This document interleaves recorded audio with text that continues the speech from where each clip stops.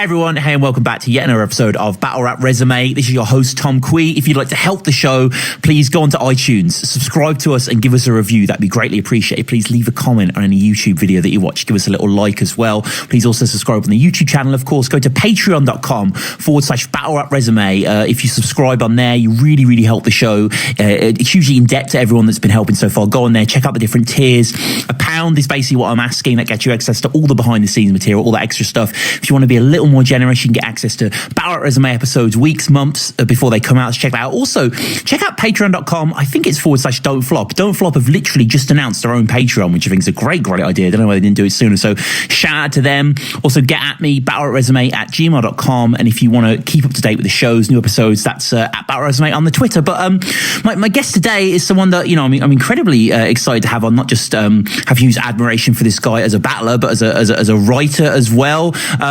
ENIGMA, it's great to have you on, man. How you doing? Yeah, thanks for having me, man. I'm excited. No, it's all good, man. This is your life, man. So this is we're going back through, and it starts off in a certain rap sense, should we say. I've been really enjoying your website, by the way. Reading loads of your blog posts today at work definitely helped the days go by. And it seemed to have started off with yourself, as with many other people, with Eminem. Is that right to say? Like, your first interaction with Eminem, you were 15, was that right? Maybe whenever the Marshall Mathers LP came out, 14, 15, something like that. Mm-hmm. And this girl in my school, she said to me, "Oh, you need to listen to this Eminem guy. He's just like you, Just talks about putting women in the kitchen or whatever the fuck I was talking about at the time." Yeah. And then I bought the Marshall Mathers LP, and as soon as I heard the first track, "Kill You," I was like, "This is fucking sick." I'd never heard it. I'd never heard rap before. Well, obviously I'd heard rap, but I'd never heard anything like that where it like spoke to me, and someone with my twisted sense of humor say the kind of stuff I'd say, and they were allowed to say it. And from then I loved rap. Mm-hmm. And pretty soon after your first song, My So-Called Life, came out, is that right? Well, I probably wrote that outside my DT class or some shit. It was literally just like a thing about how all women should be in the kitchen. Right. I think it's My So-Called Life, I'll stab my wife with a knife. It was terrible. But I just started writing like raps at school and writing that's probably like my first battle stuff was me writing rhymes about all the people in my schools. I wrote about like my head teacher, and I wrote about the teachers and all the people, the nerds or whatever. And that stuff got spread around school, and I almost got like suspended and or what's the other one where they kick you out for good? Yeah, expelled, right? Expelled, there you go. So I almost got expelled. But yeah, man, that's so it was like Enigma type stuff though, like the stuff you would say to like Pedro or fucking Cracker. It was the stuff you were doing at school, like it was like one of the things I remember. I said something about my head teacher. I said something like, "Oh, it wasn't Canso killed his dead wife. It was me in the kitchen with the bread knife," something like that. So I knew about multis and shit. And those days. Like I had the right rhyme structures, but it was stuff like that, similar kind of stuff. And then the head teacher called me into his office, and they didn't have any proof it was me. They'd found like printed copies that people had been passing around. Right. And I think they called an assembly, and they said some shit like, if anyone is doing this kind of stuff, they can be prosecuted. It was a really like overreaction to Jesus Christ. Yeah, and like I had a rape lyric in there somewhere. So like one of my teachers pulled me aside and like, if there's a rape in the area, we're gonna have to tell the police about your lyrics. It's like the thing is, it was something so cheesy as like I wear a cape and rape, whatever. It was so shit. But and they made such a big deal out of it, and that's probably like my first foray into battle rap before battle rap existed, or before I knew about it anyway.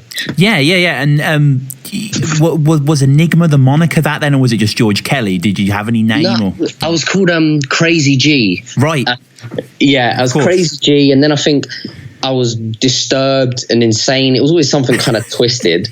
But I never really, I wasn't like a rapper. It's not like I did music. I just wrote all of these like really fucked up raps, and I used to just pass them out to my friends and stuff like that. Kind of like before retweets and stuff. Like when I was reading this, like people photocopied it and like handed it around school. Like it was like the Communist Party or something. Like because I guess because it was about people they know as well. Yeah. So it was cool. So it'd be like, here's a whole fucking track or not track, but like a whole bunch of shit that I've written about someone called Jenny, saying it's like 3 verses of just saying she's like a fat bitch or something. And and then people are like, oh, that's so cool, and they pass it around, and then people will be telling me, why don't you talk about this person next and this person? And it's kind of, when I look back, it's a bit harsh. I'm thinking, the people that had to read that and it was about them, it was a bit fucked up. But at the time, I'm 14, 15. I thought it was cool. I felt like a celebrity. Yeah, naturally. Well, why wouldn't you? And clearly there was that writing impulse in you from there. I'm guessing, in terms of more traditional writing forms, you're already engrossed in that, or? Yeah, well, because around that time, like I wanted to write, but I also wanted to rap, but I was too scared to rap out loud. So I used to write all of these, pass them around, and I get whatever little validation I got from people reading it and saying they loved it. But I was too scared to get on stage and rap. I thought, I've got a squeaky voice anyways. I thought they're going to be like, you sound like a dickhead. And so I just started writing stories instead and doing the same thing, passing them around, people sharing them. And I got the same kind of thrill from people reading my work. And that just seemed a more viable option at the time because I didn't have the confidence to rap, and so I just went down the route of like writing stories, novels, and all of that stuff. And you wrote your first novel when you were 18, is that right? Cutthroat City. Well, that's the first complete. That's the first novel of that's any good. Yeah. But actually, before that, weirdly enough, I wrote this novel. The first thing I ever wrote was Scream 4, Scream Louder, which was fucking terrible. Like, because I was a big fan of Scream. Yeah, of course. But yeah, there was a book I wrote called, what the fuck was it? It was called like United States to Kick a Man When He's Down or some bullshit like that. Okay. And it was about this guy from England, this boy who writes a book and becomes a bestseller and goes to America and becomes a battle rapper.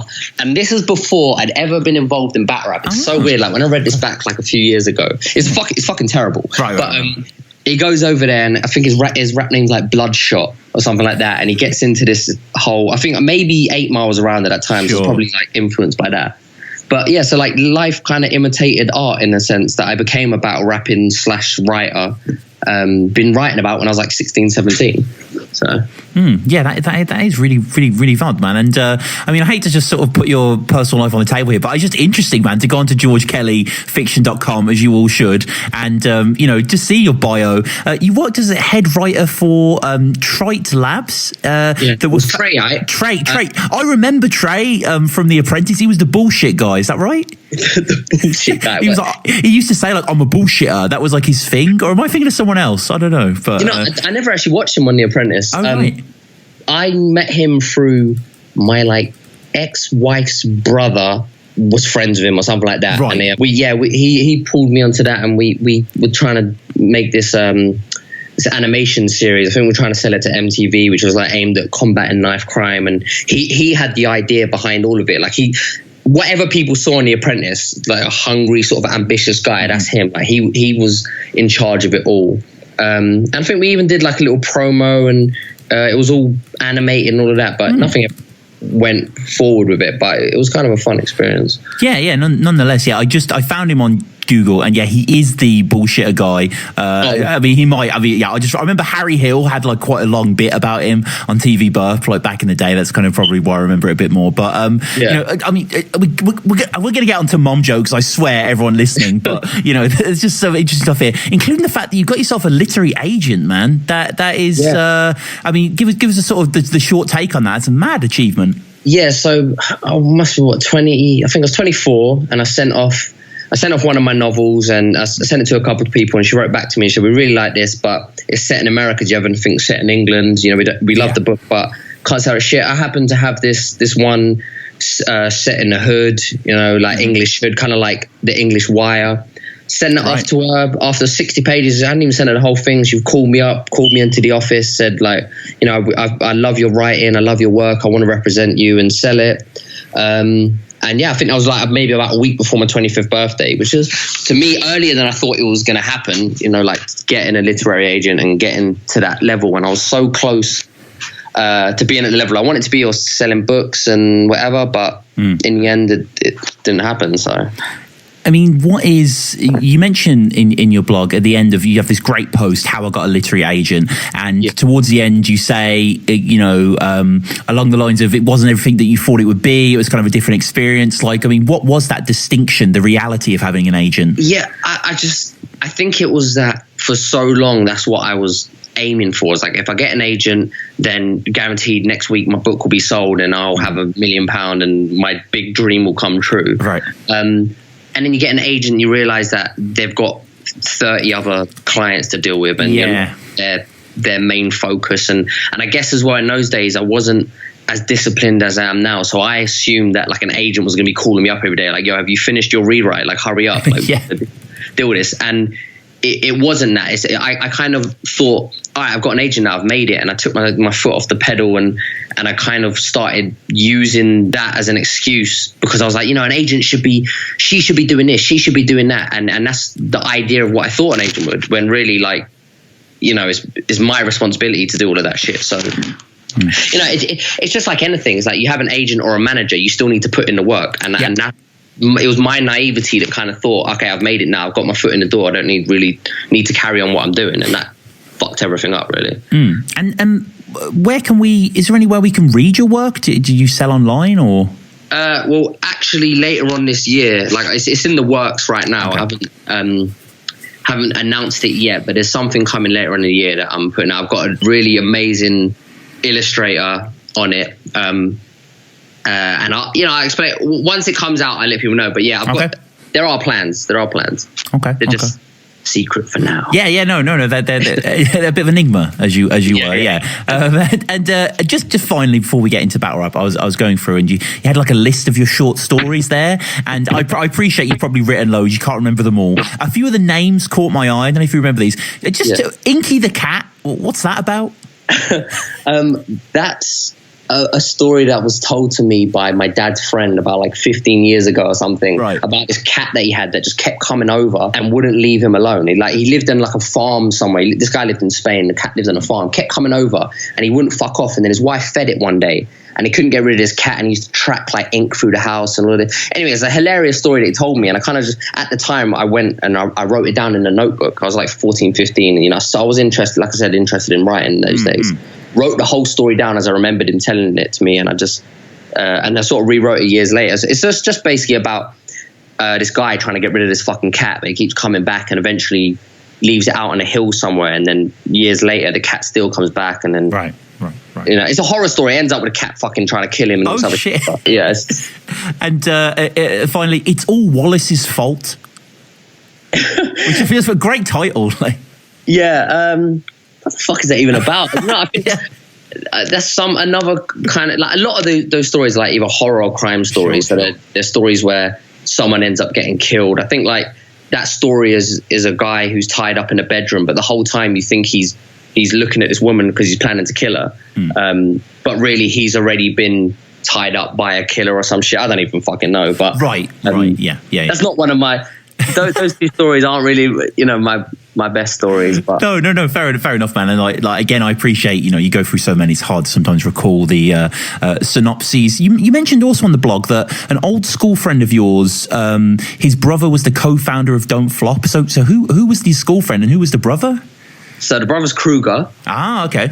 Yeah, and his brother was Angus, and we were in the same year. We were friends at school, and Kruger went to my school as well. I remember him, like he was this little cute kid. Sounds so with horrific rape fantasies. He was a cute little kid who grew up to do the rape tapes. Yeah. But yeah, he was. I was cool. In fact, that's the reason I got into Don't Flop, because through Angus and Kruger, because I met Angus at Blood in the Water 5. Because basically, a quick history of how I got into it. But it was someone posted up a video of Disaster and Awkwards or whatever against Lego and Tenshu. Oh, yeah. Pretty old battle. I watched that. I got into Disaster. I watched all of his battles. I was like, yo, this guy's fucking sick. I love this shit. Became a fan. He started watching all the Don't Flop videos, Lunacy, all of that. Anyway, I went to Blood in the Water 5, and then I saw Angus there, and I was watching one of the battles, and he was saying, you should do this. I remember at school you used to like cuss people and talk shit about them all the time, and I think he even remembered the raps that I'd written. Right. And still then I was like, I don't know if I want to get on stage. I don't know if I have that kind of confidence to do something like that. He's like, no, you can do it. Trust me, like, go it. And then I applied to Kruger, and he referred me over to and then kind of just went from there. And I mean, I guess in a way, like the complete polar opposite to writing, isn't it? Writing's so mediated, you spend so long editing, and even when you get it out, even after the agent, if someone reads it, you might go on Goodreads or Amazon and see what they think. But I mean, battling's so immediate, isn't it? Like, you know, you literally you have the audience right there. You also have the YouTube listeners and stuff like that. And you battled so much early on. You did 13 battles in your first year as a battler, which is insane. Like, were you just enamored by the whole thing, or? I don't even. Yeah, I kind of got sucked up into it, and it was another reason why the ship kind of went bad with my agent, like taking it back to the writing, is because I almost used Don't Flop as an excuse not to do the shit I was meant to be doing. Okay. Because it was, I still saw it as, well, I'm writing, you know, I'm working, and I kind of just, I got distracted from what I should have been doing, and it was fun. It was like every month there was a new event to go to, a new place to go to. I'd never been to, as ridiculous as it sounds, I'd never been to Manchester and Newcastle and to all of these places. I've been abroad, but I never really been around England that much. And it just brought me out to new places and meeting new people. And it was almost like a year-long holiday. Every month was leading up to the next battle. I'd write a battle, I'd get to the end of the month, I'd perform it. And it just went like that, and it just sort of carried on throughout the year. Well, I mean, we're going to get into that, but just looking at the sort of the verse tracker display of the year, I mean, you know, he had loads of big battles, including going to Latitude Festival in front of a ginormous crowd, which you get onto Simon Mole, Croatia. You battled Pedro at one of the most revered events in the history of battle rap, 4th birthday. You even battled Big Sarters dressed as Santa. So there was a crazy year. But we'll get to Tongue Twister. You're the type of cunt to date a girl who looks like Peter Crouch. A skinny, tall, dumb, blonde bitch with no ass, no tits, bent teeth, and an uneven mouth. And they come home from the pub one night drunk and freaking out and pull your little peanut of a penis out and tweak one out as you beat your spouse. Shit. And I'm like, sorry, baby, let me make it up to you. I'm Mr. Tongue Twister, let me eat you out. Do you see yourself in ENIGMA as part? I mean, you are, obviously, but do you view yourself in that paradigm as being part of the killer crop, or? Oh, was that 2012? That because you're part of it. I mean, this event and the other tryout event are pretty much where the idea of the killer crop comes from, because there's so many good people came from those two tryout events. I'd put myself in that. I think that was the tryouts with the most amount of characters. It was not even talent wise, just there was so many. Obviously you had me, where I was the twisted, or, you know, sick in the head, whatever the one you want, and then you had Eek and Ogmios as the spiritual advisor, and even you know, Orcs doesn't really. I don't think he battles anymore. But people like him. I'm pretty sure he was at that. Maybe I'm wrong. He was. He was there. And then, you know, Big J. There were so many people, and everyone had their own characters, almost like wrestling in a way. And I think that's why it was more interesting to me back in those days, is that people weren't just following it for the battles; they were following it for the characters and almost like the little storylines: who's beefing with who, what's going on with, you know, like that's why the top 8 tournament and all of that stuff. And I'd consider myself part of that. The characters that stood out in the tryout. Yeah, definitely, man. And I mean, I appreciate in the wider kind of hip hop echelons, like horrorcore and kind of the furrow that you plow is kind of there. But in Don't Flop, especially in battle rap widely, but definitely so, you were quite an original character, weren't you? Probably one of the most original to come out of those events. Well, if you say so. Then. No, but I mean, there wasn't anyone else doing it. We had sort of Eddie P. Frisco, like you know, having a shit off on front of someone's nan or something. Like, you know, the envelope had been pushed slightly, but it seemed like you gripped that and ran off with glee. Yeah, but the weird thing is that I didn't know that I was doing, not at first, and that, like, we'll touch on it later. But at first, when I wrote the lyrics I was writing for, like Tongue Twist and all that, they didn't seem that shocking to me, because, like I said, I grew up on Eminem and the films that I was always into, like horror and Stephen King, the books that I read. You know, in Stephen King, in one part of one of his books, a guy digs up something out of the ground and he finds a picture of a dog fucking a woman. It has nothing to do with anything. It's just in there. That's the kind of shit that I grew up on. So that's the stuff I found funny. So when I did the Tongue Twister battle, I wasn't thinking, you know, I'm going to push the boundaries here. I did later on. That's when I became a little bit of a parody of myself. But in the early days, it was just, that's my sense of humor. I just don't give a fuck. I say whatever. Yeah, no, completely, man. And it's visceral and really, really enjoyable. This is against Tongue Twister, as you say. The first event, the first battle, I should say, of 2012 on Don't Flop, which is pretty nice. I always say in England, whenever I have people on and we look back, I used to be so happy. Like I used to love battle rap, and I understand. I'm not saying he hates it now, but you know what I mean. You do anything for so long, you fucking hate it or whatever. I'm not saying he hates it either, but like he's joyous, he's beaming, isn't he?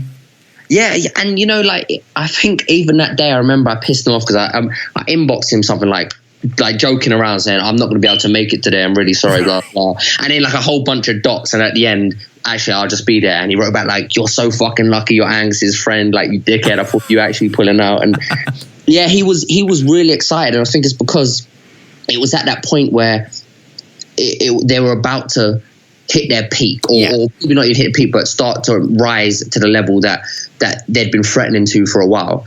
And you could just see that he was excited about it. He was excited about all the new battlers and the battles that were going on. And yeah, man, like it's not the same now, but I guess after you've seen a million battles and been at a million events, it's shine a bit. It does definitely, and it definitely adds to it at the time as well. Rocking the Don't Flop beanie, he started taking it off even to shower. He says, you know, there's a good era of Don't Flop merchandise back in the days too. The branding was subtle, but it was pretty on point.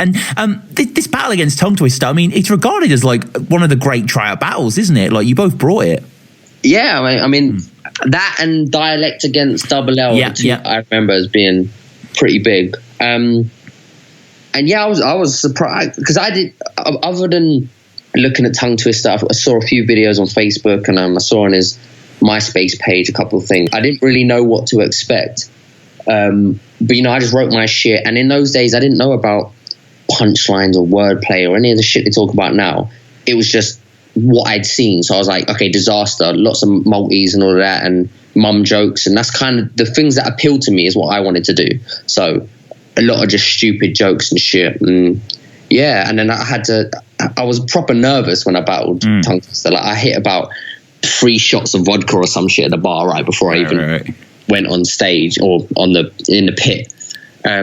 And it just went perfectly. It just seemed we seemed to match, our styles matched so well back and forth that it exceeded expectations. Yeah, massively. I mean, Tongue Twister goes a lot on the kind of Edward Enigma, you know, you're the fiddler sort of idea there, the green leotard, prancing. You know, Tongue Twister's great. I actually just got back from Northeast South 3, and he did so well against Jay Dillon. Like the guy's just going, you know, strength for strength for strength, really doing well here.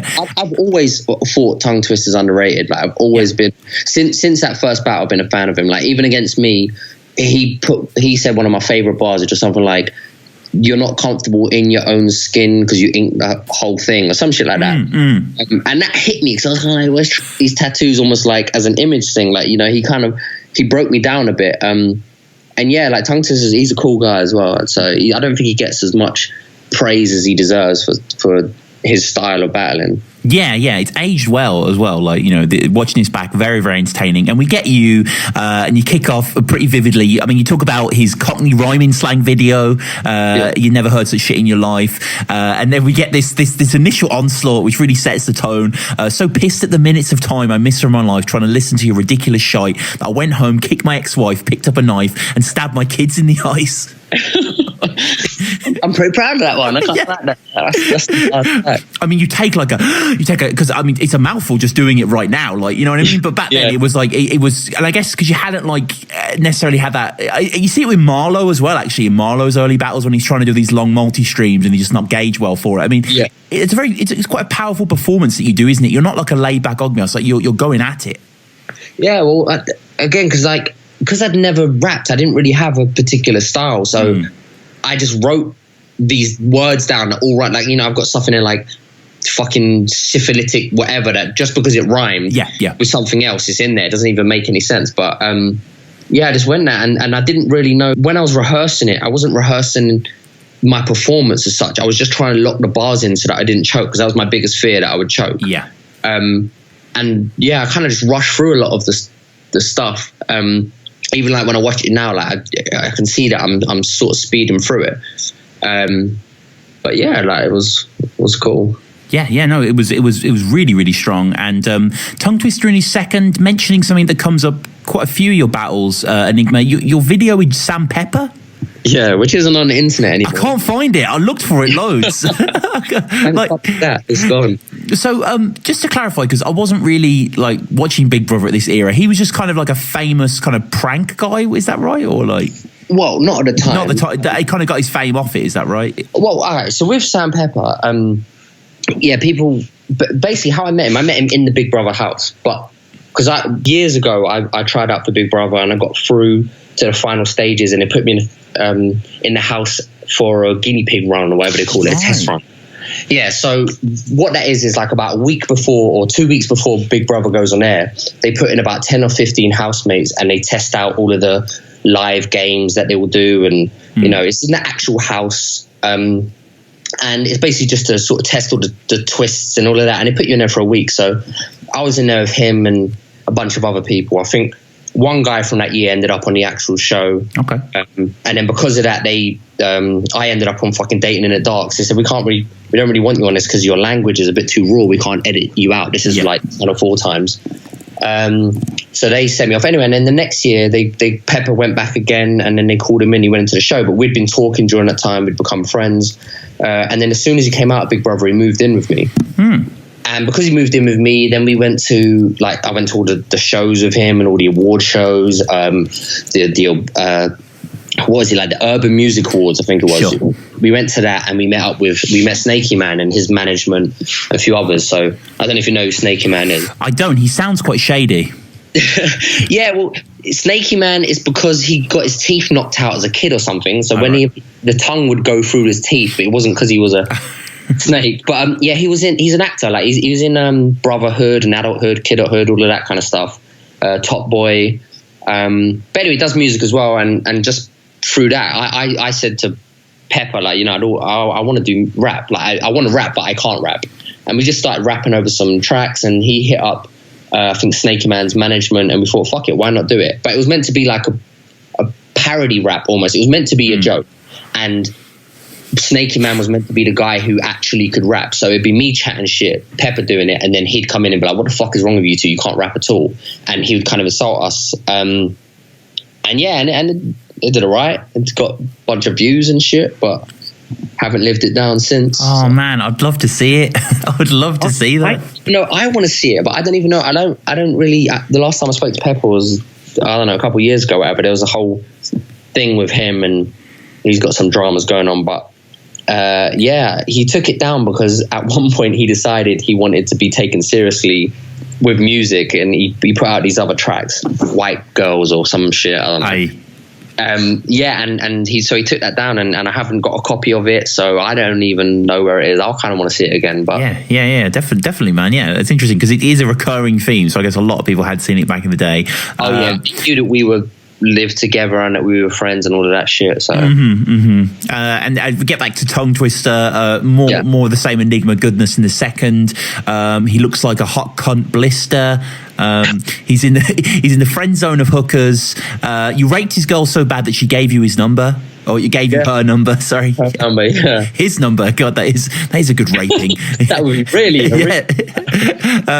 And then I really like this little part where Tongue gets a big laugh in the third, saying that your neck looks like your mum got raped in the arse for like a baby giraffe. And then you call him out on that. Apparently he had like said that on his MySpace or something. Yeah, the weirdest thing is that he said it on his MySpace, and I like pre-wrote this rebuttal. Yeah. In advance, and I was saying to my friend, like, you know, what if he says it? And I said, he's not going to say it. He wouldn't say it. I said, yeah, but what if he does? I'm going to say this if he does. They said he's not going to say it. But I learned it anyway in my head, because even if there's a 5% chance, it will fucking go off, because it's a tryout. They don't expect you really to do rebuttals or anything like that. And as soon as he said it, I was like, thank you, motherfucker. I've got this now. Like, you've played right into my hands. And yeah, and then I just rebutted it. But that was something I'd had maybe for about 2 or 3 weeks in my head. I mean, the feelings in this battle, because one of the reasons it makes for such a great watch is the crowd is ravenous for good content, and you guys deliver it. You know, everyone is just reacting hugely to lots of the lines there. It must have been a real great sensation. Yeah, it was such a rush. That very first battle, because I was so nervous, and like you said with the whole writing thing, is that if you send a bit of work off, you get a bit of feedback and all that. Whereas this is instant, and your biggest fear, or at least it was in my first battle, was that I'd say a joke or a punchline and there'd just be silence, and then I'd be like, "Fuck!" I'd freeze up. And I think as soon as I did the stab your kids in the eyes line, I think that was one of my first line, and there was such a massive response. I just got into it, and I just felt like the rush of the responses and the fucking audience going crazy, and I just caught up in it. It was sick. And get to the judging. Good friend of the show, Pete Cashmore, gives you the win. Cosmo gives you a win by a hair. Adamsy gives you the win as well. So it's a free zip, a clear, I'm not going to say body because it's not. It's a well-contested battle. But again, not only you got a good reaction for the crowd, but you won your first battle. Yeah, and then someone who's become a good friend of mine now wrote an article about our battle in a magazine called I think it's called Hush magazine or something like that, and it's out there, and it's talking about Enigma was the clear standout on the day and all of that. So it's kind of cool. If afterwards, I'll send you a link to it if I can find it. Yeah, that'd be great. That'd be great to see. Definitely. So you get sort of wrapped up in this, really, the battle world, as we say. You're battling and battling and battling. Before we get onto the next battle proper, you versus Cee Major, there's one in between, a doubles battle. You teaming up with Eek against Orcs and Rogue. This is in Norwich, is that right? Yeah. So with the Eek thing, he knew someone I knew. There was just sort of a random mutual friend. And so the night before my battle with Tongue Twister, he arranged to meet up with me. I think I met him in King's Cross somewhere, and we started spitting each other's bars to each other in like the middle of the street somewhere, like two fucking crazy crackheads or something. Right. And he stayed the night at my house, I think the night before. He was planning to stay at a hotel or some shit, I can't remember, but he stayed at mine. And then we just sort of built a connection from there. And we were talking a lot, and he was into the same kind of shit. He loved Eminem, and he's very well read. He's an intelligent guy. So we started speaking from then, and we were both hungry for a second battle. And I kept saying to let's battle. And then he said we could have this battle if we wanted to do a 2-on-2. And then me and him just went over Skype, wrote it together, and that was it. And I mean, you teamed up with Eek a little bit later on as well, going against Pedro and Villain, which is Villain's first appearance actually on the Don't Flop channel. Beats off the Force of Habit battle by a month or so, and then obviously against Mos Prob Rapunsell, which we'll get to. So I mean, you guys, quite nice, isn't it, to have a consistent partner? Did you enjoy writing with him, or? Yeah, like Eek's good because he you can throw out your ideas, and he's not going to tell you if it's good, if it's not. He'll just tell you straight up, like, that's fucking terrible, let's not do that, or whatever.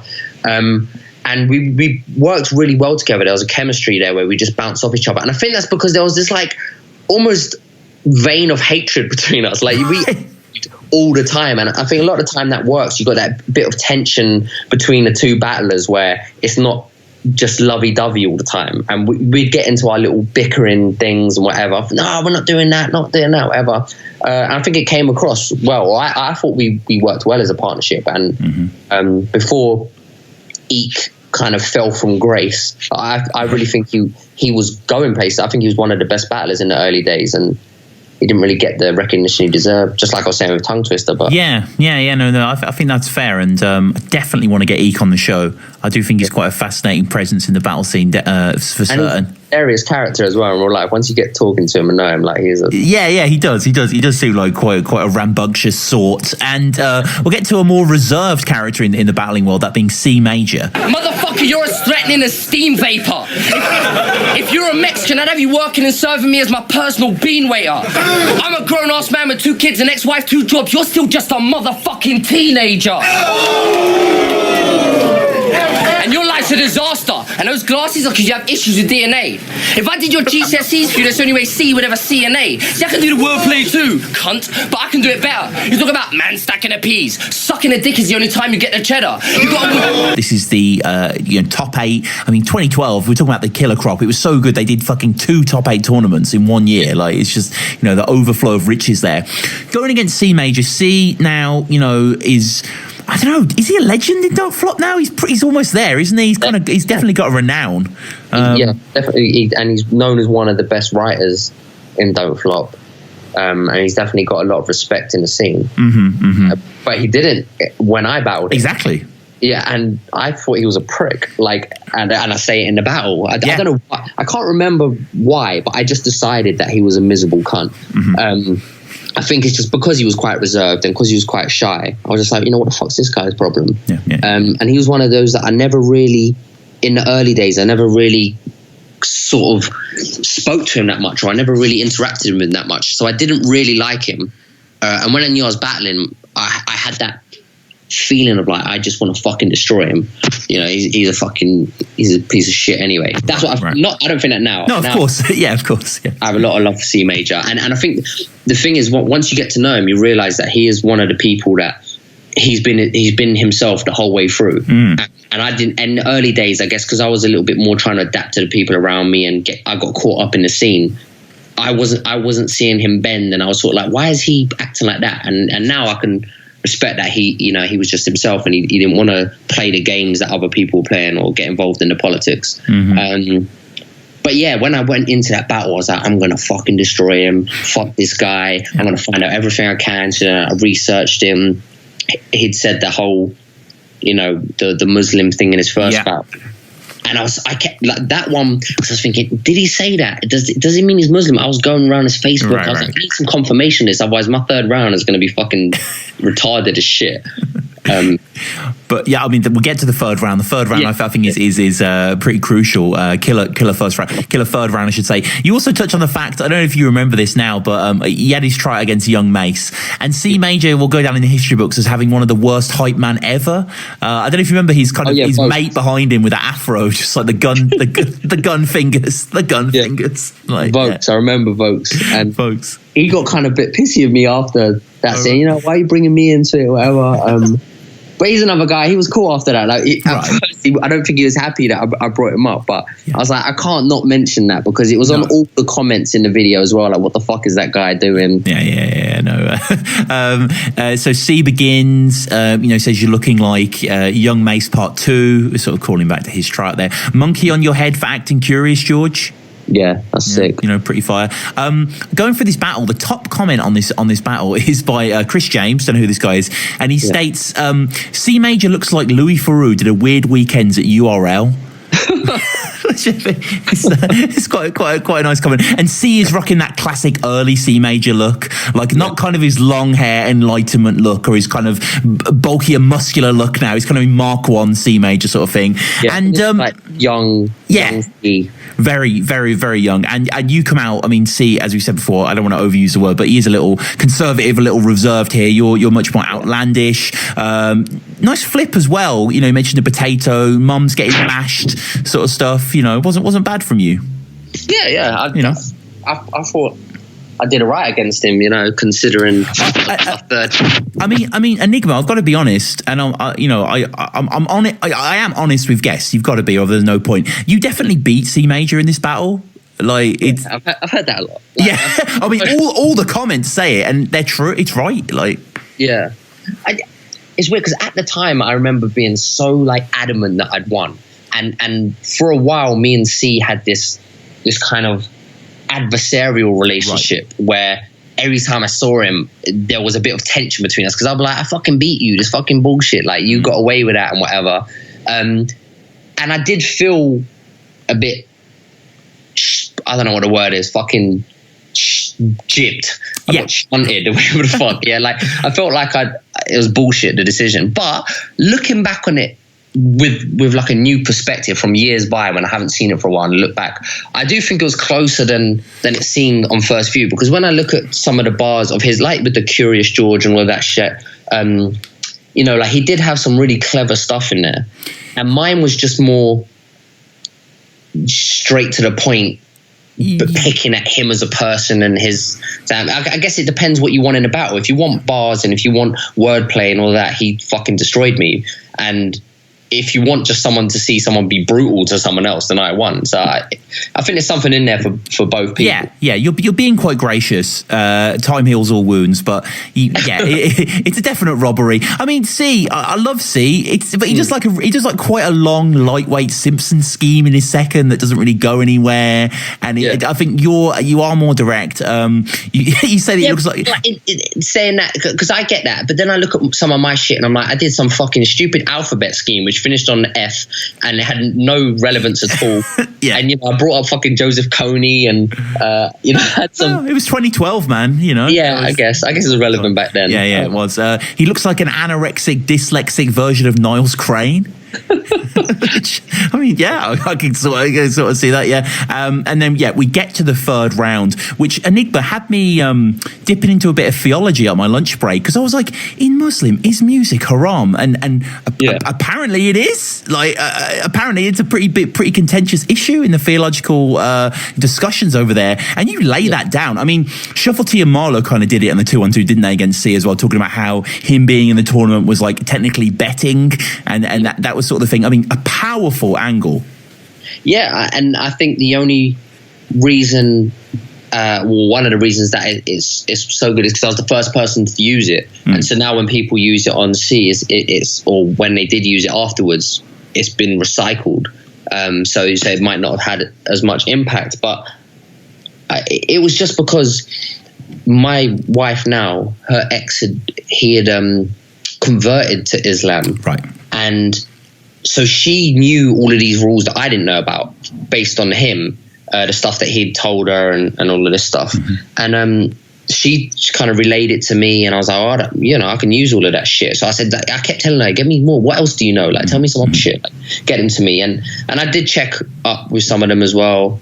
And then I wrote that. And then there's a comment there that says there's a guy in the crowd. I think his name's the Poet or something like that. And he's a Muslim guy, and he's like nodding along with everything I'm saying. Oh, shit. He's the guy who had a fight with, or almost had a fight with Chronicle.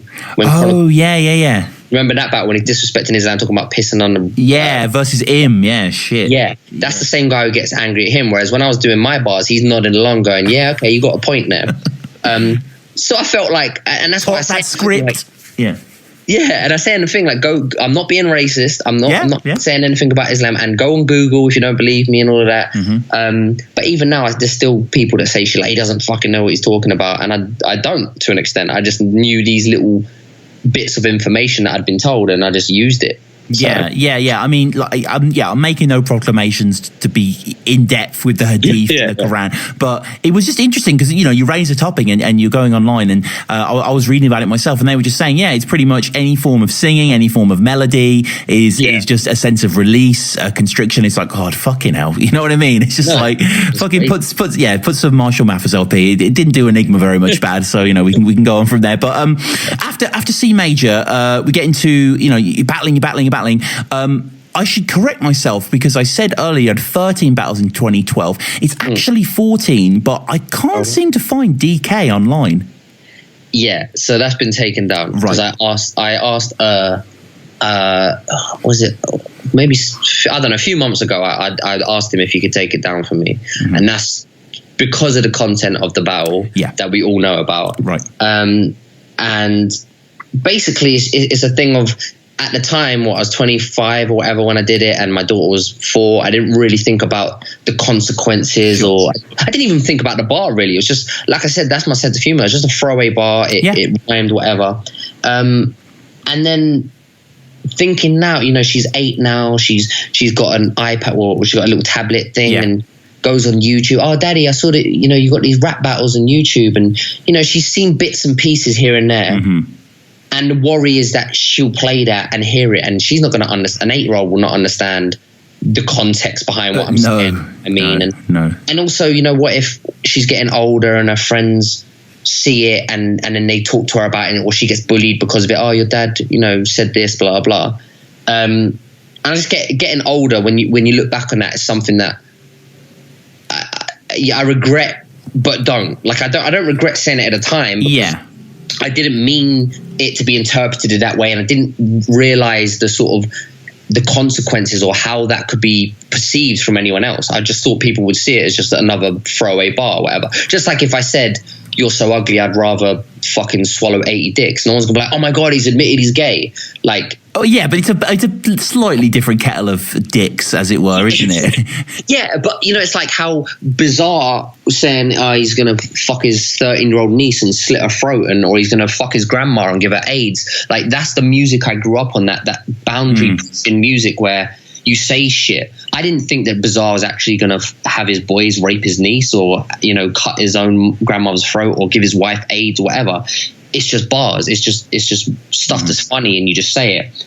So yeah, I don't know. I didn't really think about it. And then now looking back, it's like I really don't want that to be something that affects her or makes her feel a certain way. And you know, so I asked him to take it offline, and he was gracious enough to take it offline. So there you go. Yeah, no, fair enough. But I mean, not to put a dampener on it, but the cat's already out of the bag, really. Yeah, and I mean, like, there are so many battles. For instance, Sketch Menace. All 3 rounds are about it, like, you know what I mean?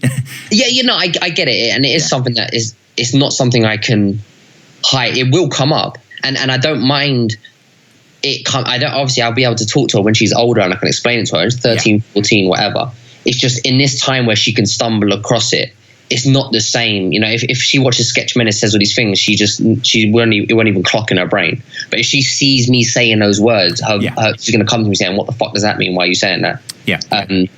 You know, and so it isn't something like I'm trying to hide it where no one will know that I ever said it. It's just more of a thing like I just want to keep her protected as long as possible, which I should have thought at the time, but you know, I was young, whatever. And so yeah, like, it's been taken down, but I don't really know what else. No, I just wanted to hear your thoughts on it, because the only thing that comes up now, I don't know if you're aware, if you search Enigma DK Don't Flop, is crowd reacts to Enigma, which was the video they uploaded a few days before, which just shows the immediate reaction aftermath, and obviously is this crazy. The weirdest thing about it is that I spat those same bars to all my friends, and no one, like, when they reacted like, oh, whatever, and they carried on, no one said to me, yo, that's fucked up. Yeah. And like, I don't know if you've seen in the house tour where I explain it, but it was originally like I stick my dick in a corpse's mouth. Okay. Me and DK were meant to battle at this slaughterhouse event in Manchester. Right. You've been here in front of slaughterhouse, something. You're so ugly, I'd rather stick my dick in a corpse's mouth. And then I changed it to, when we moved there, I'm going to drag you to the slaughterhouse. You're so ugly, blah blah. So you know, I changed the rhyme scheme because I was like, oh, that sounds even more fucked up. But not. I don't know. I just didn't. It didn't occur to me that everyone would react like that. That was an insane reaction. I wasn't prepared for that at all. Yeah, it was an insane reaction. Last thing on the battle, off the bar itself, you're wearing a shirt. I was there when Cannabis choked. Yeah. So you were at Vendetta then with and Krug and all that. Yeah, like because I was a massive Disaster fan. Yeah. And he was the reason I got into battling, whatever. And yeah, so I went to LA with Impact, Natural, Bagnall, Kruger, Bent Legs, and whatever. And we were only there for like 3 days, but it was such a sick time, and it was so fucking surreal seeing the Cannabis thing. 'Cause I think they cut out about 30 minutes of that battle of just him fucking being quiet, stumbling, reading off his fucking notepad. It was a very surreal thing to watch live. Yeah, that was mad. And it's funny actually because in the Pedro battle, which we're going to get onto, says in the intro, like, "Oh, me and Enigma share something, you know, very few people can. We both witnessed Cannabis choke," and crazy. I mean, any memories, abiding memories from that KOTD event, or? You know, I pissed off. I can't even remember their fucking names now, but there were some like people that are well known in battle rap in America, but I don't really follow that shit. And I remember being drunk and chatting a whole bunch of shit. Bagnall still remembers. If I speak to Bagnall, he'll tell me. I was chatting all kinds of shit, and they were like, yo, what the fuck is wrong with this fucking guy? Because they don't hear people, you know, I'm saying, yo, man, I'm drunk. I'll fucking suck all your dicks, man. I don't give a shit. Like, saying fucking ridiculous. Pause. Yeah, pause. Yeah, exactly. But, you know, just saying dumb shit, shocking shit, whatever. And they were like, yo, like, around here, people get killed for saying shit like that. Like, you don't say that shit around here. But, yeah, I can't really remember much. I was drunk fucking time. I remember puking in a bin outside McDonald's. Fair enough. I remember me and Bagnall like moving to girls in fucking Hollywood Boulevard or whatever and meeting that guy with a fucking massive dick. He's an actor, like Ron Jeremy. That's it. Ron Jeremy. Oh shit, you met Ron Jeremy. Not like a random guy, but Ron Jeremy. And I was going up to him like, "Yo, man, I wish I had a fucking dick as big as yours." Chatting so much shit. I don't know. Met this guy from Sons of Anarchy. It was nice. Sick. That's pretty cool. Saw Labyrinth live there. It was a cool trip. Yeah, fucking dope, man. And like DNA, Krugersaurus, loads of great battles went down as well. Like Oh yeah, and I got the DF tattoo when I was there when I was drunk, and that's when Natural and Impact also got their DF tattoos. Oh, I didn't know Natural had one. I knew Impact had one. Yeah, Natural and Impact, and that came up in I think my Matter battle, and he said, after like 2 battles, you got Don't Flop tattooed on you, like you're a fucking idiot. But it was just a drunken thing on Venice Beach, and I was like, yo, you need to get these tattoos. Come on, you'll get free entry for life and whatever. So it's just got it done. And was this, so after that, was that when In the House tour was going down? Was it that same sort of around that era? I don't think so. I think In the House tour was later in the year. It was like maybe August, September. It was near towards the end of the year, I'm pretty sure. Right. Was that around the Simon Mole battle, sort of that time, was it? No, so there was Simon Mole. Yeah. I can't even fucking remember. Oh, yeah, it's a long time ago, man. Yeah, so I just remember the Simon Mole battle was maybe about a week after the DK battle, and that's why it was so terrible, because I'd spent so long writing for DK, I hadn't even thought about the Simon Mole battle. And then like the day after the DK battle, I had maybe 5 days to write something, and I wrote something in about an hour or something. And then the battle's 5 days from then. So yeah, I want to get onto the Simon Mole battle. Simon Mole is a self-proclaimed poet king. Thinks he's dope and ting. You're about flies, a Vulcan with 2 broken wings soaked in gin. And if your flow's as thin as your prose, then there's no way that Mr. Mole can win. And I kind of feel bad insulting him and roasting him, but you have revolting skin and a fucked up John Travolta chin. I love Simon Mole. Simon Mole, by the way. Yeah. It's like Chairman Mole or something. No, Simon Mole's awesome. Like, I think he does great. What an original angle he has throughout this battle. Really, really good stuff. And this is, you were talking earlier about sort of maybe the reason was so happy is because Don't Flop were getting to that stage. And like, Jesus Christ, Don't Flop has made it at this point. I guess it's got that sort of Mark Grist, lunacy, high winds behind it. But the crowd at Latitude, like, I mean, there must be about 500, 600 people there. Yeah, it was all in this massive tent, and yeah, it was quite a big crowd. But I don't know, like it was a bit of a weird. Yeah, there was a weird energy to the crowd, right? Because they were there to see poetry and poets, and I guess as well they were a little bit more of a liberal PC crowd, not used to hearing such shocking content. So I did not go down well with that crowd at all. And his stuff was really good. Like, I think he destroyed me, really. Yeah. Yeah, I mean, it's worth saying that he kind of doesn't go unabashedly battle rap. Simon Mole is like an accomplished spoken word. He's kind of like Harry Baker Diet, like, he's kind of, but just as talented, no doubt. Really, really awesome guy. He goes like the anger management counselor route, where he's sort of playing that and sort of going off sort of thing, and talks of you developing strategies to kind of develop in round 2. So, and it's just really, really nice stuff. Kind of attacking your over aggression. He talks of you said you get your 3-year-old daughter to shoot, and then stuff like that, shoot someone, and then it goes wrong. You're wearing another T-shirt with another slogan. This time it's an Impact slogan. I'm the monolithic, horror-bringing god of spitting. So was that like a famous Impact line? I didn't really get the import of this, or it's a line that he spat against Bamalam in his first battle, right? But when we were out in LA, I got both of those T-shirts printed in LA, the cannabis one and one. But we were mocking him all the time. Not mocking him, but we were sort of joking around him all the time. Oh, it's the monolithic god of spitting over here. That it was like an in joke. Sure. And every time he says, "Oh, it's the monolithic god of spitting gone to get some fucking chicken or whatever." Yeah. And it was, I don't know, it was just a holiday thing. I thought it was funny to print them up, and it had no real relevance to it other than me showing I'm an Impact fan. Yeah. Which I am, which is why we did the 2-on-2 together. Against Big J and Lefty. I don't know if you've seen that one. Mm-hmm. But yeah, that's the only reason I have the t-shirt. So right, okay, yeah, no, makes sense. And I mean, it's not bad. I think you do quite well actually. You talk about his revolting skin and fucked up John Travolta chin. That's probably the only good line I had. Maybe, yeah. You mentioned free battles going down on this stage. I know this is asking a lot to rack your brains, but from my memory, Mickey and Mark Griss went down, and you and Simon. What was the third battle? Oh, who was the third battle? Because I can't find it online, so I'm not sure if it actually went down. I mean, surely Harry Baker, I would imagine, was doing one. I don't know if he was with. I don't remember Harry Baker being there. No. I know Mickey was there because I remember we were rehearsing our lines on the way up in the car because we didn't know our shit at all. Yeah. I don't even remember the third person. It might have just been because it was so shit, it just didn't go online. Yeah, maybe. I've just done a quick... oh, yeah, okay. Hang on, there is one here. It was Natural MC versus Jack Dean.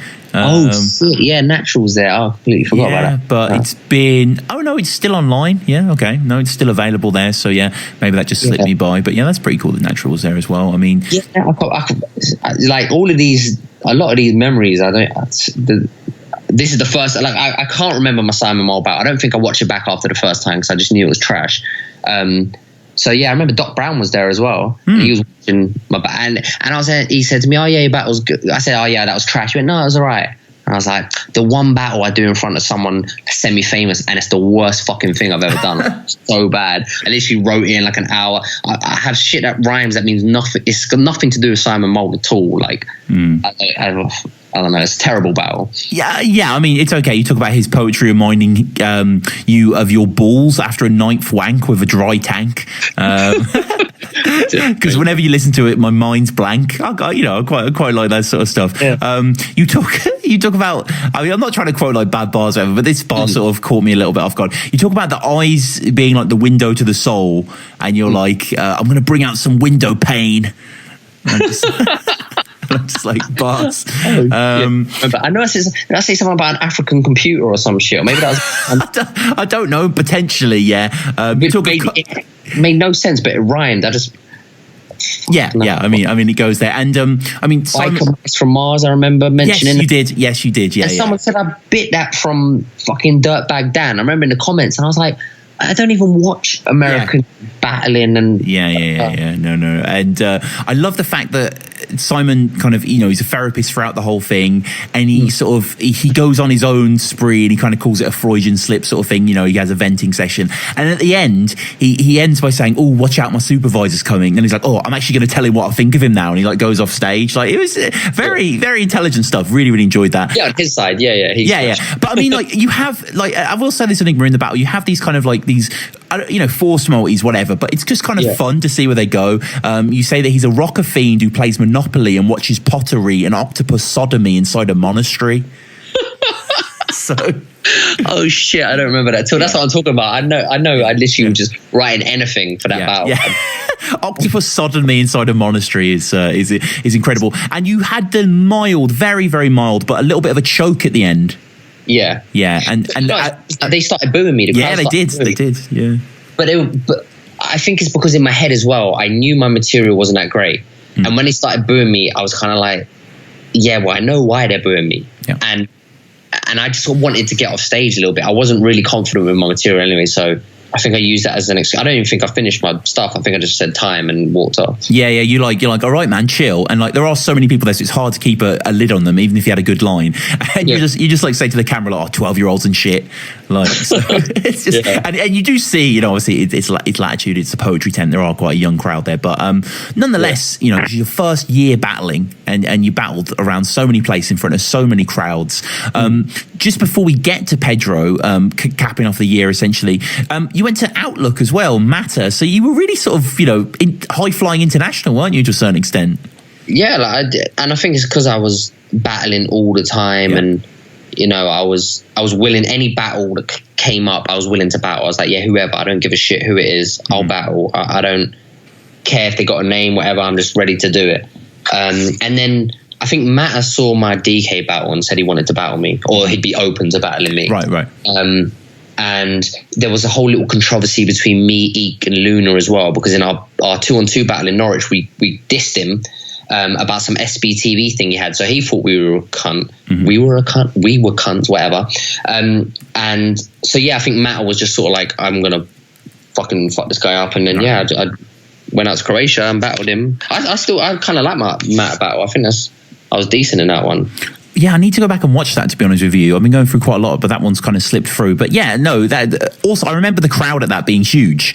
Like, there were a lot of people there, weren't there? We were meant to battle on a stage somewhere, and then there was some miscommunication between the organisers and there was a whole big fuck up.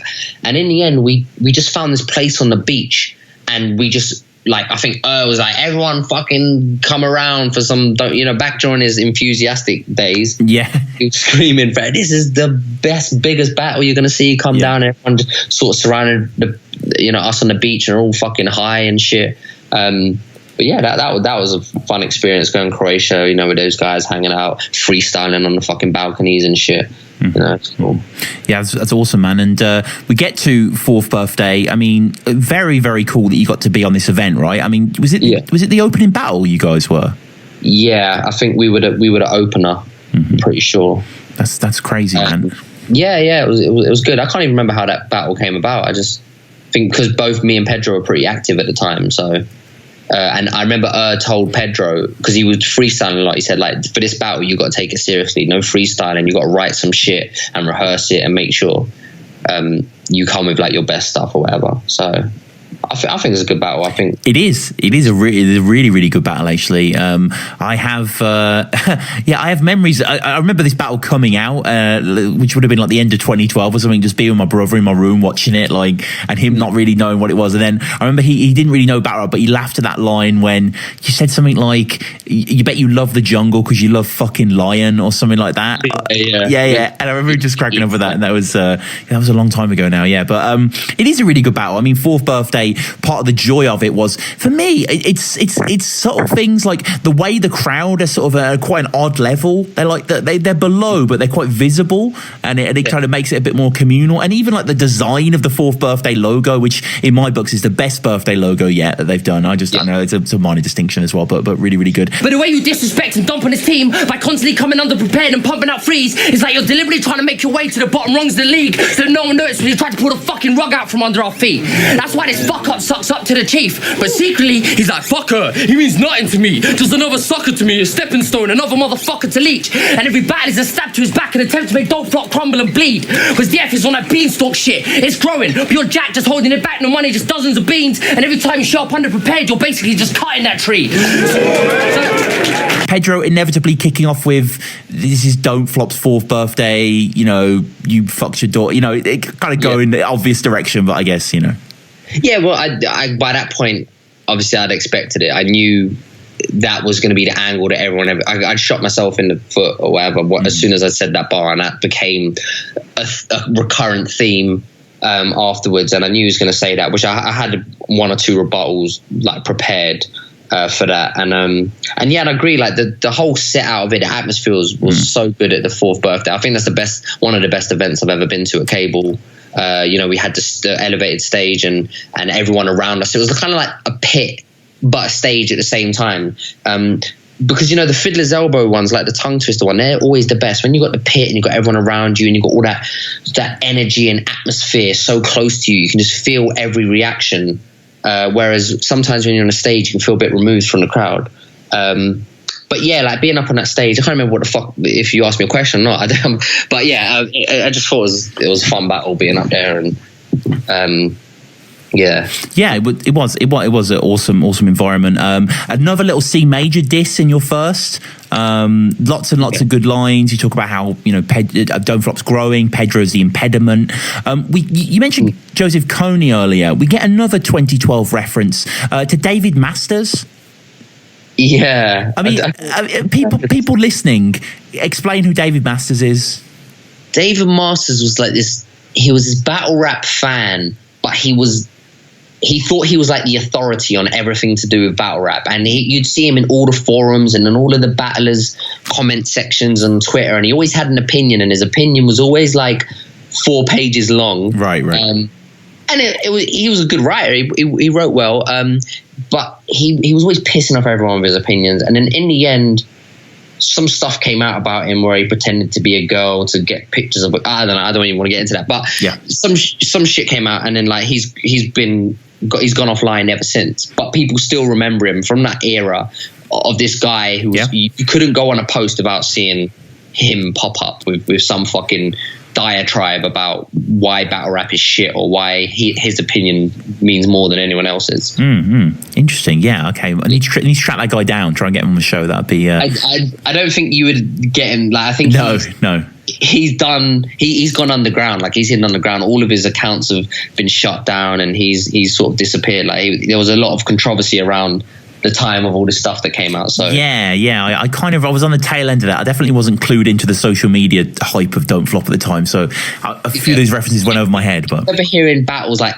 Cara da Costa, that's a reference that David Masters fans, or not fans, but people who were around that time will understand, and everyone else will just think because it means nothing.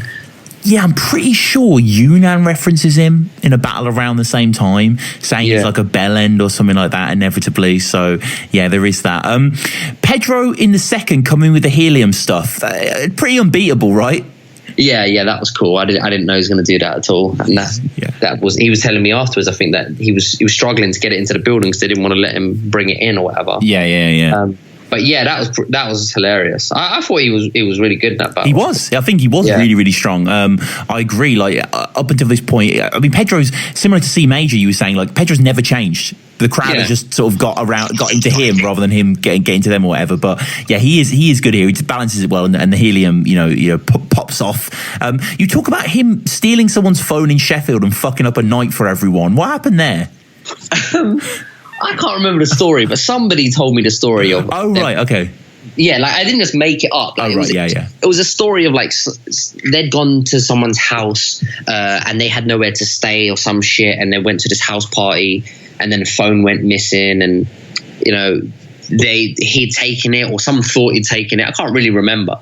But as soon as they said that, I was like, well, that has to go into the fucking my lyrics. And then someone said about no one knows his real name, and they were all is it Ali? Is it Aloysius? Is it like John? No one seemed to know his name, so that's when I did the whole like your name should be Rob because you're a thieving little cunt or something like that. Mm-hmm. But yeah, I can't even remember the story, but I'm sure has he done one of these before? No, I need to get him on. He's much demanded. Yeah, maybe he can.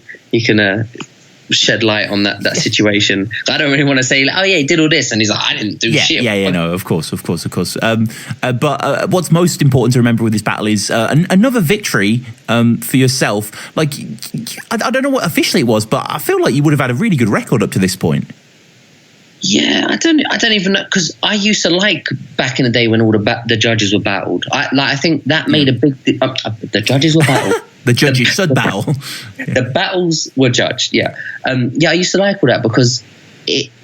And I wish they still did it. And maybe they do sometimes, but you'd go into the battle thinking like, okay, I want to win this.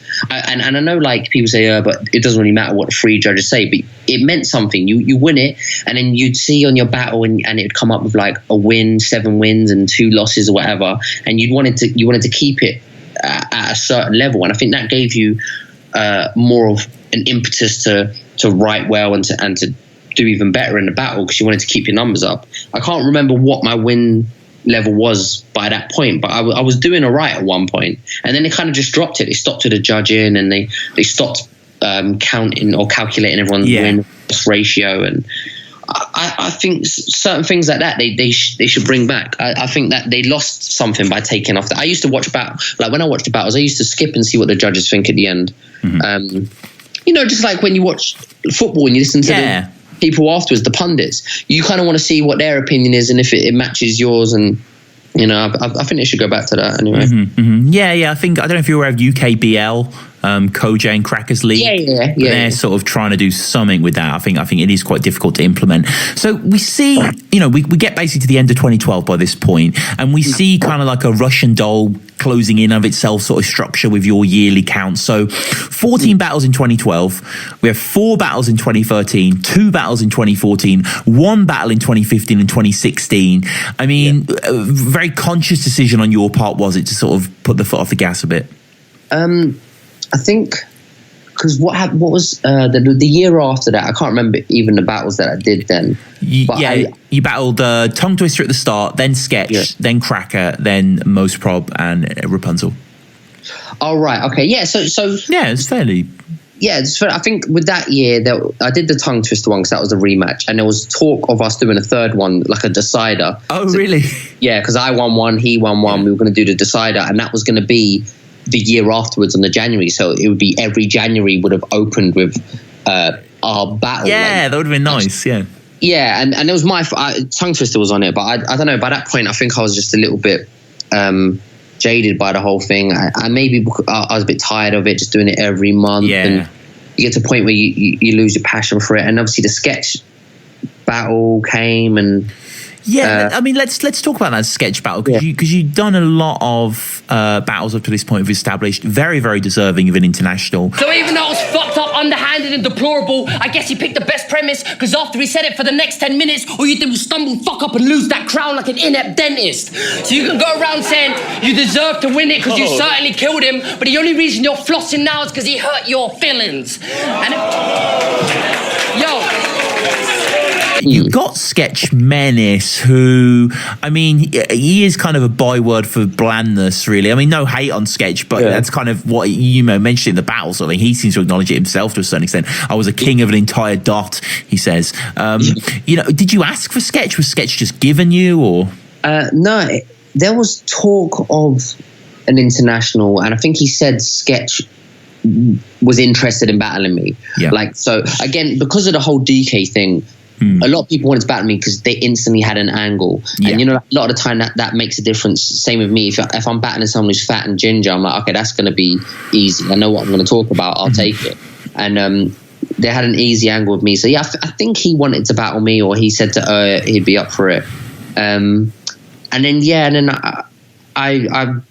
I think I knew maybe about 2-3 months in advance, like pretty early compared to you. A lot of these battles you find out maybe 2-3 weeks before. You don't have a lot of time to prepare, and I think that fucked me up having too much time. And it's because I tried so hard because it was my first international. I was like, all right, I'm going to fucking impress everyone here. I'm going to do all that wordplay shit that I've never been able to do, and I'm going to try and do some clever shit.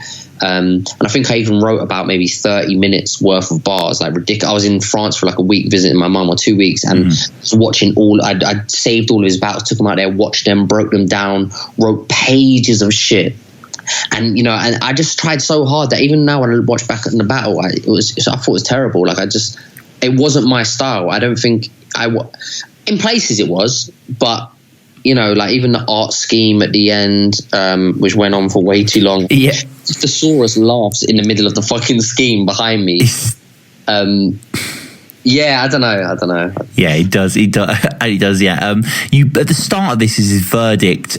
You big up Pamphlet, who's probably watching at home in his girl's pajamas. Were they doing like a live stream? I remember. Was it something like that? Yeah. Yeah, they had a live stream that was going out maybe on Facebook or somewhere. Not through Facebook Live, that didn't exist then. No, it didn't know, but yeah. Through some kind of stream. And yeah, I think Pamphlet just asked me to shout him out, and then I might even have shouted out some other guy who had met. Yeah, you did, a few in the crowd or something. Yeah, I think I'd met them like walking into the fucking event, or maybe at the event before, and he said, "Oh, shout me out, whatever." Yeah. I think I remember I went to that event, and I ended up with one of the fucking staff t-shirts, because the t-shirt I'd worn, I tried to iron it that day, and I'd ironed off the fucking logo that someone had sent me, because I'm a fucking idiot. I've never ironed in my life, whatever. Right. But yeah, I don't really. Yeah, I did notice that you were wearing the staff shirt, and I didn't know if you were just like freelancing or something. But no, I showed up to the event, and like someone had sent me a t-shirt, like to sponsor, so I could sponsor his clothing company, or whatever. And I ironed it, and I didn't realize that when there's a logo, you're meant to iron a t-shirt inside out. Like, right. I'm sure everyone fucking knows that. I honestly don't know that. I've just learned that myself. So yeah. Well, there you go. Yeah, and then I showed up and I had this fucking smudged t-shirt, and I was saying to her, like, do you have anything I can wear? And he just gave me one of the staff t-shirts and said I could wear that. So Oh, there we go. But interesting as well. At the intro talks about In-House Volume 2's coming soon with yourself and everyone else. So, I mean, let's talk about the In-House tour. Like, I mean, a cult bit of DF watching that just is really funny. Like, I love it. Yeah, the In-House, I don't even know how it came about. I think it must have been, because a lot of the time, because me and Mickey at first, he didn't like me at all. He hated me in the early days. He sort, because me and became friends, and he thought that, I don't even know what the fuck he thought, but he didn't like it. And then one day we hung out, and he was like, I don't mind ENIGMA, yeah, whatever, yeah. And then it got sent, I don't know how, anyway, it got fucking set up, whatever. And then, yeah, we went around to all these random places. We went around to the wrestling ring and all these fucking towns that I can't even remember the name of now. Yeah, uni dorms and shit. Like, yeah. And I think that was really cool, like, because you were doing the same battle over and it got to the point where before every battle we were just thinking of shit to freestyle about, because we were so bored of our own material that a lot of the battles were like 50% freestyle and 50% written shit. We were just talking about whatever. We'd walk into a uni and see like a snooker table, like, all right, cool, we're gonna freestyle a bunch of shit about that. And it sort of strengthened my freestyling ability, or whatever. But yeah, it was a really good time. I think, I don't even know how long we did it, maybe a week or something. But In-House tour was meant to be, originally the idea was that it was going to be me and Mickey joined together as a 2-on-2 against maybe Shuffle and Marlowe, or I think Big J and Lefty, and it was going to be the same concept of the same battle for a week, over and over in different places. But it just never really happened. And then Mickey and fell out, and the rest is KOTR history. Yeah, the rest is KOTR merchandise. Yeah, but no, I mean, back to you and Sketch. Like, it is, your writing did seem a little bit different. Really, you weren't kind of going as much plosive for the neck sort of stuff. I mean, you acknowledged the kind of censorship there. You mentioned Wagamamas and the hole in his armor, and said you don't need to go there to see chinks. Yeah. So in the early thing, I did have some of that like controversial shit in there. But there was so, like, even when I look back on notes, there was so much better material that I had that was just funny shit or not as serious, like the usual kind of stuff I'd written. And I was just really trying so hard, because I was aware that like, there's this whole other audience that's never seen me before. And rather than sticking to what I was known for or what I was maybe good at, I tried to be different, and I tried to adapt to what I thought the KOTD market would want, which is like wordplay and all of that kind of shit. And because I wasn't used to it or not really good at it, it's a bit hit and miss, that battle. There's certain lines which I still think, yeah, that's actually quite decent, and then the rest of it, I just seem like I'm trying too hard, and I don't know, it's a bit cringy watching it back as well. Yeah, it's, I mean, in parts there are some great stuff from you here, and Sketch as well. He does like a little scheme about, obviously your name's George, you're an author, so he does George author schemes, and like I'm not sure if this is him on purpose, but he says like George taking the Eliot, and I'm like, is that George Eliot, like the Victorian writer? Is he referencing George Eliot, Sketch Menace? I don't know, potentially. We get an R. Kelly, obviously, as we say, a lot of stuff is about the DK line here. Quite a funny line that he has that sort of seems like something your mate would text you in 2004, but like broken alarm clock, constantly flashing 12s. It's quite nice. It's quite nice. I thought Sketch Menace was good in that. Like people say he's bland and all of that, but I think he came, with a good approach. If anything, he did the opposite. He came to me thinking, all right, I'm going to do more jokey stuff to play up to the Don't Flop crowd, and I did the opposite, trying to play up to the KOTD crowd. And in that sort of inversion, he worked better at doing my style, and I didn't work as well doing his kind of shit. Well, that's my opinion. No, I think that's fair. And again, Sketch has another obscure reference I had to look up. He said, like, I've done my homework on ENIGMA. I'm Richard Evans. And I'm like, who's Richard Evans? Apparently, he's an eminent historian of 20th century Europe. But I was like, Sketch with these references. Like, I was just like, Saurus ain't responding to that one. But it was still, interesting. I mean, it's interesting that you guys battled as a fan of battle rap history and the archival aspect. Is it a great battle? Perhaps, not as one of the classics, but still. And yeah, Sketch does like a Donkey Kong bar as well. No one gets in. He's like, you don't get DK over here. Like, and I was just like, well, fair enough, Sketch. And you keep going. By this point, did you feel pretty much ensconced in the sort of mid tier of DF? I don't know. Like, I think after Sketch, I was a little bit, because what was my battle after that? Was that the Cracker one? Yeah, Cracker. Yeah. Yeah, and I think around that time, because after Sketch, that's when I was sort of like, I started looking back at my older battles, and that's when I kind of wasn't really happy with the battles. Like, I was looking at them and I realized that, like, if you see how I started against Tongue Twister to how I ended, aside from maybe the Pedro battle, I got to this point where, I was trying, so I was like, okay, people know me for being aggressive or shouty. So I started doing the shouty shit all the time and like really screaming at people. And every time I was trying so hard to be offensive that it changed from my original thing, which was my personality, which is jokey, don't give a fuck, say whatever's on my mind, even if it's offensive, to I was trying to be offensive and trying to be aggressive. And I don't know, I look back on that and I was kind of didn't really know what to do. And then when it came to the Cracker battle, I think like that's when I found a style that seemed more suited to who I am, which is just laid back, sarcastic, don't really give a fuck about anything. And I think maybe that's when it started to taper off with the battles. I don't know. I just stopped. I wasn't really in the scene as much as I was in that first year. I was more aware of it, and more like sort of critical of my own performances and my writing, and yeah, I don't know. I just came a bit disillusioned, I guess. And I mean, was the prospect of matrimony on a viral scale with Rapunsell and Mos Prob, did that excite you? Like, so you knew about the proposal then quite a long time before? Because I originally had an idea of doing that, to propose to my wife. Right. She was she wasn't even my fiance at the time, she was my girlfriend at the time. Yeah. And I'd mentioned it to her, and he was saying, "Oh, that's fucking sick. If you do that, we'll put fireworks and all this other shit." But I was saving up for a ring, and it's an expensive ring, and I don't make enough money for it to get it straight away. So, it was a while. And then Mos Prob went to her with the same idea, and he kind of hit me up. And I think Mos Prob messaged me, and he was like, I'm willing to stand aside. Like, if that's what you got planned, I don't want to step on your toes or any of that shit. And I said, no, like you've got your ring, you've got everything prepared. I'm still a long way off. So like, you do it, and we won't mention anything.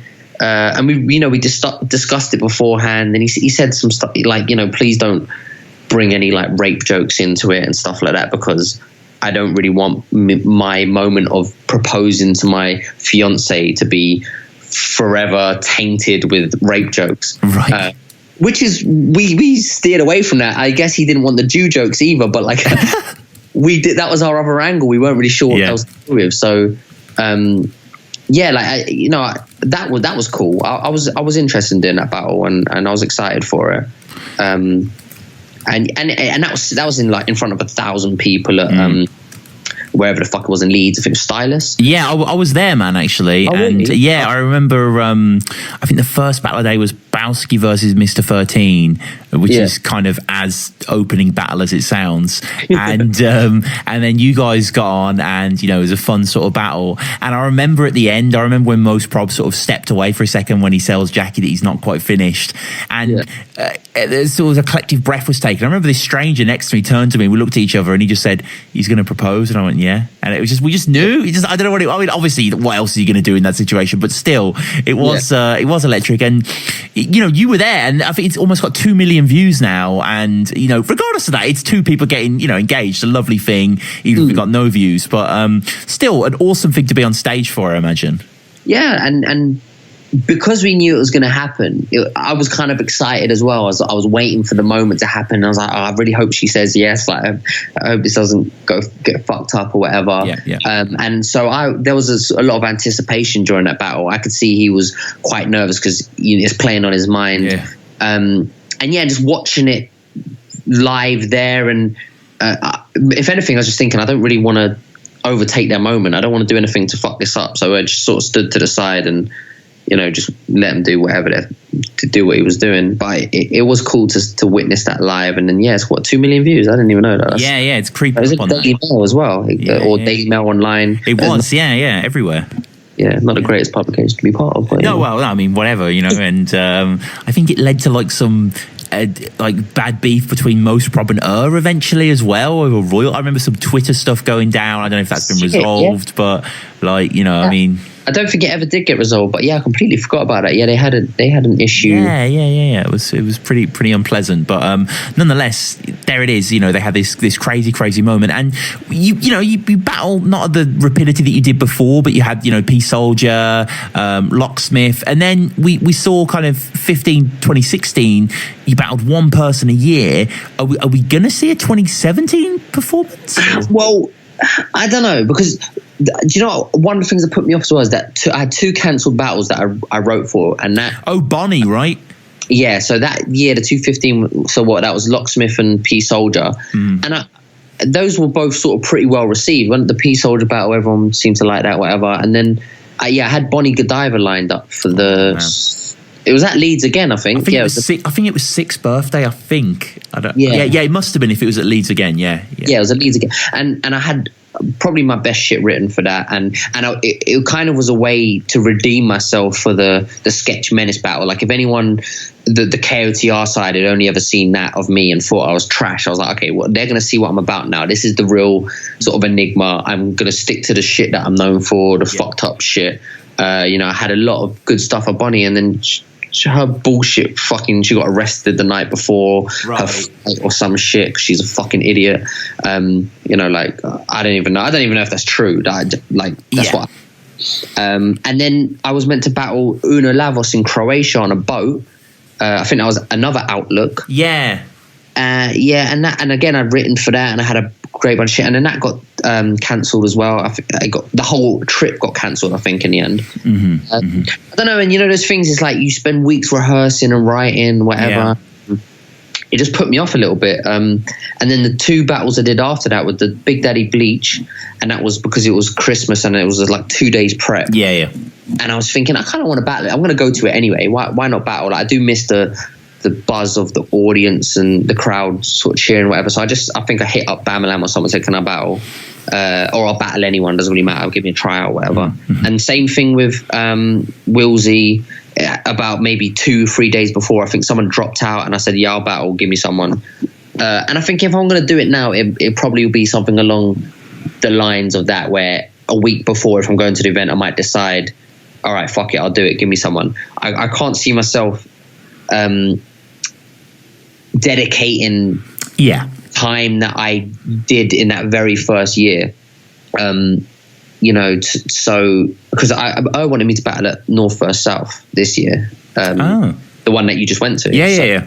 And he gave me he offered me some like really good opponents, or like gave me suggestions of people that he thought we'd go well together, and they were good battles. But I don't know, I'm not ruling it out. I'm not retired. You won't see me write some 3-page fucking Facebook essay saying I'm done with battle rap or any of that shit.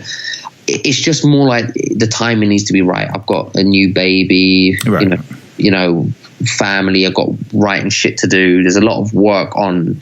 So yes, but it will happen. We're in 2017. If it's not this year, I'll probably be battling next year. I do still miss getting on the stage and feeling the rush of being there and everyone cheering or laughing at your jokes or whatever. It's not. I'm not fully done with it. So. Yeah, I mean, I've found this a very common trajectory, really, on a lot of people that I've had on, that they have that accelerated early period and then it sort of drifts off. And it's going to happen with anything, isn't it? Really, it's not just battling. Whatever floats your boat is eventually going to sink it. Is that poetic? I don't know, but yeah, I suppose. That should be a short story or something. I don't know, but so I'll wrap up Enigma with a few quick fire questions just before I get you out of here. First one being your favorite don't flop battle. Oh shit, my favourite don't flop battle. As in my own battle? No, as in any sort of. Ooh, my favourite don't flop battle. I don't even. The ones that I like are ones that no one seems to like. Like I remember when I was a fan, like, there was what was his name? Joe Blogs, Joe. I sort of know what you mean. Yeah, I remember his tryout, and he did sound a lot like Luna. I think he's from the same place as Luna. I remember I watched his battle. That same battle is his tryout. We're talking about your mum's incest like inbred, your mum whatever. And I really like that battle. And there's a lot of dumb battles I like. I like all like the funny ones, and like the Lunacy battles. Of course. Like Lunacy against Una Lavos. That's I watched that live, and that was one of the first battles where I watched it and I was like, I'd love to do this shit. I'd love to be a part of it. And I've always been a big Una Lavos fan, and everyone says, he just does mum jokes, but I love that shit. That's what I like. So, I know you said rapid fire questions, and I'm giving you some fucking. That's all good, man. That's all good. I don't know. Yeah. You said earlier that you didn't really watch international stuff. So, do you have a favorite King of the Dot battle? If I had one, it'd be anything with Disaster. Like the only stuff I watched was Disaster's battles of the international ones. Like Disaster, I think I've watched every battle he's done. Mm-hmm. Maybe not nowadays, but back then, I watched all of his battles. So I can't even think of any of them up. But one of his main ones from those days, before pre-cannabis days, one of those ones. Yeah. No, that is an interesting delineation to make. URL, do you watch URL at all? Do you have a favorite URL battle? Or the only time I've watched URL, I've dipped into URL here and there, but it goes on for so fucking long. They are long. Yeah, 30-minute rounds, and I'm like, how the fuck do you even remember that shit, man? Like, you guys should be having master's degrees by now. Like, you can memorize that wealth of material. Fucking hell. But yeah, there's no one specifically in URL that I think's any good or even bad. Like, I don't have any opinion really either way. Mm-hmm. No, fair enough, man. So final few questions. First one, I guess I got to ask. I don't normally ask this one, but what's your favorite book? Favorite book? Well, there's Needful Things by Stephen King, which rhyme. Yes. Yeah, it is a multi, isn't it? Weirdly. It's a multi, yeah. And that's the book that got me into writing. It's what I want. It made me want to be a writer when I read that book. I was like, this is what I want to do. So Stephen King and Eminem, they're my two biggest influences. So yeah, Needful Things. If anyone has never, if you haven't read it, have you read it? I don't know, but I haven't. I do. I really like Stephen King. I read quite a lot of his stuff, but that's one that it's one of his obscure books, isn't it? Well, it's the one that ends, because he has a lot of books set in Castle Rock. That's his little fictional. Yeah. And it's the one that ends Castle Rock, and it's just I'll quickly give a little blurb of it. But basically, this guy comes to town. He opens up the shop called Needful Things, and in it sells everyone's greatest wish. So if your greatest thing you want is like a fucking naked picture of Halle Berry, this shop will have it. If the thing you want is like an obscure baseball card from 1920s, it will have it. But in exchange, you don't pay money, you have to do a prank. And he gets the whole town to do pranks against each other, but he sort of wires them all together. So by the end of the book, it's like a fucking 800-page book. You've got the whole town wanting to kill each other for things that this guy has kind of manipulated and plotted between everyone. It's a really good, intricate book. It's one of his best. I'd definitely recommend checking it out whether you're a fan of Stephen King or not. No, I'm just on the Wikipedia page, and apparently there's an episode of Rick and Morty that is a parody of Needful Things. So I definitely have to check that out. Something Ricked Comes This Way is what it's called. So that sounds interesting. Final two questions. Your favorite film? Die Hard, motherfucker. Nice. Yeah, it's a classic. Yeah, it's a classic. Yeah, it's absolutely. From when I'm 10, sneaking out my bedroom to see like in the front room, and they're watching it and shit, and yeah, I can watch that over and over. Yeah. And finally, Enigma, your favorite musical artist or band that are in no way hip hop related? Musical artist or band that are not hip hop related. You know, the thing is, I don't really listen to that many. I listen to a lot of weird shit. You know, like I like Justin Bieber, but I like Demi Lovato, fucking the cheesiest shit you can think of. I've listened to Girls Aloud, Spice Girls. Yeah. You know, so I can't really think of a favorite. The only person whose shit that I look forward to seeing new albums is Eminem, and he fucking lets me down all the time anyway. That's true. Yeah, he's been a disappointment, hasn't he, really? Yeah. So top his flow and sort of changed the way he spits. But other than him, yeah, there's no one that I specifically look forward to seeing new music from them. But I do like a lot of I've got a pretty eclectic taste when it comes to music. All right, sweet, man. Well, this has been great. I guess finally, how do people get at you? Social media, that sort of thing?